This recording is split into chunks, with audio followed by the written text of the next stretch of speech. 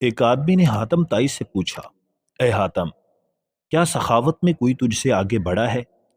حاتم نے جواب دیا، ہاں، قبیلے طے کا ایک یتیم بچہ مجھ سے زیادہ سخی نکلا۔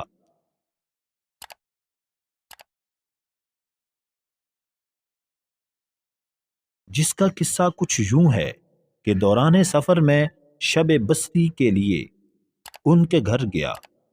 اس کے پاس 10 بکریاں تھی۔ اس نے ایک ذبح کی، اس کا گوشت تیار کیا اور کھانے کے لیے مجھے پیش کر دیا۔ اس نے کھانے کے لیے مجھے جو چیزیں دیں ان میں مغز بھی تھا۔ میں نے اسے کھایا تو مجھے مغز بہت پسند آیا۔ میں نے کہا، واہ، سبحان اللہ، کیا خوب ذائقہ ہے۔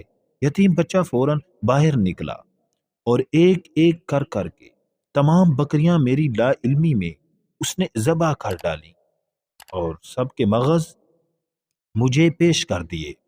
جب میں جانے لگا تو کیا دیکھا کہ گھر کے ارد گرد ہر طرف خون ہی خون بکھرا پڑا ہے۔